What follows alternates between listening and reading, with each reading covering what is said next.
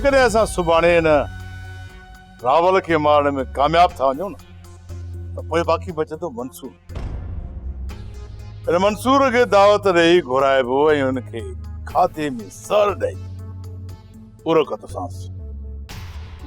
निमक खाए जेको निमक हरामी करे न उनजी ज़िंदगी जो अंजाम इहो ई थींदो आहे। असली दुश्मन आहे ई रावल खान।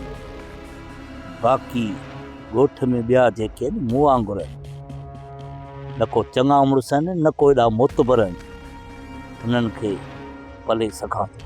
रावल खान जितां अकबर खान जे गुज़रगाह जो तव्हांखे ॾस मिलियो आहे, मां त चाहियां थो त तव्हां पंहिंजा माण्हू वठी उन गुज़रगाह ते वञी वेहो।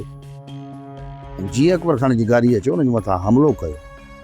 जेकॾहिं वाक़ई अकबर खान उन गाॾी में हूंदो त आसानी सां मारियो वेंदो। जेकॾहिं हुनजी चाल हूंदी त उहा ते हमलो कंदा, ऐं जीअं हू तव्हां ते हमलो कंदा मां पंहिंजे माण्हुनि सां तव्हांजे पुठियां बीठो हूंदुसि। ऐं हो जेकॾहिं ॿिन्ही तरफ़नि खां तव्हां ते हमलो कनि था त असां उन्हनि खे मुंहुं तोड़ जवाबु ॾींदासीं। पोइ असांजी फायरिंग में मुंझंदा ऐं तव्हां ॿई उतां आराम सां निकिरी सघो।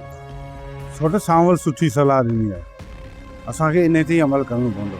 ठीकु है सांवल, असां कुझु पंहिंजा अमरा तयारु था कयूं, तव्हां कुझु पंहिंजा अमरा तयारु कयो। छो जो सुभाणे जो सिज अकबर खान जी ज़िंदगी जो आख़िरी सिज हूंदो। सोप सीरियल पंजाबेरी तमाम एपिसोड्स ॾिसण लाइ विज़िट करियो असांजो official YouTube channel Sindh TV HD drama.